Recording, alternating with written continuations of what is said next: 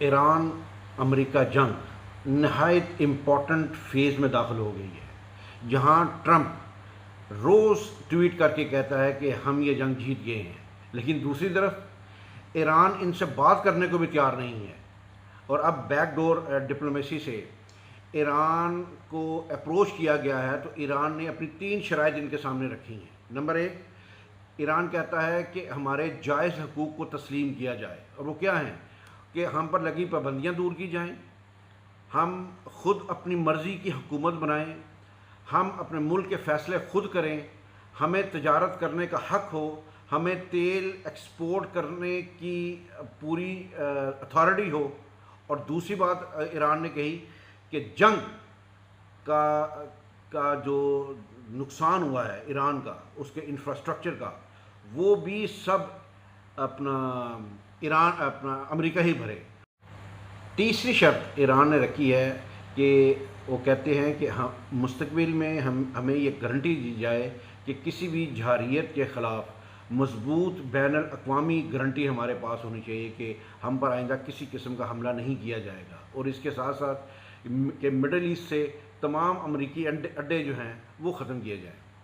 ایران ایک ایٹمی ملک نہ ہونے کے باوجود کس ایمانی قوت اور اپنی جنگی جو حکمت عملی ہے اس سے اس نے پوری دنیا کے جو سب سے بڑا طاقتور بدمست ہاتھی ہے اس کو نس ڈال کے رکھ دی ہے۔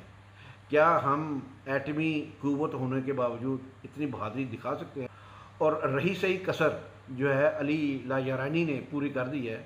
انہوں نے ٹرمپ کے ٹویٹ کا جواب دیا اور انگریزی میں دیا ہے۔ وہ کہتے ہیں کہ ٹرمپ کہتا ہے کہ وہ بہت جلد فتح دیکھ رہا ہے، لیکن جنگ شروع کرنا تو آسان ہوتا ہے، لیکن یہ ٹویٹ کے ذریعے نہیں جیتی جا سکتی۔ ہم اس وقت تک باز نہیں آئیں گے جب تک تم کو، یعنی کہ امریکہ کو، اس سنگین غلط فہمی پر معافی نہ منگوا لے۔ یہ ایٹیٹیوڈ ہے ایران کا۔ اور آخر میں ٹکر کارلسن جو مغربی صحافی ہیں، خوبصورت بات یہ کہتے ہیں کہ ٹرمپ جو ہے نیتن یاہو کی جنگ لڑ رہا ہے جی۔ اور مجھے اس پہ وہ اقبال کا ایک بڑا ہی خوبصورت شعر یاد آ گیا۔ وہ کہتے ہیں کہ یہ شعر ہے کہ یہ مصرع لکھ دیا کس شوخ نے محراب مسجد پر، یہ نادا گر پڑے سجدوں میں جب وقت قیام آیا۔ جی ہاں، جب وقت قیام آیا تو ہم سجدوں میں گر گئے۔ ہم اور عرب ممالک اس وقت امریکہ کے آگے سجدہ ریز ہیں، اور امریکہ سپر پاور ہونے کے باوجود ایران کے سامنے اپنی طاقت کے غرور کو ریزہ ہوتے ہوئے دیکھ رہا ہے۔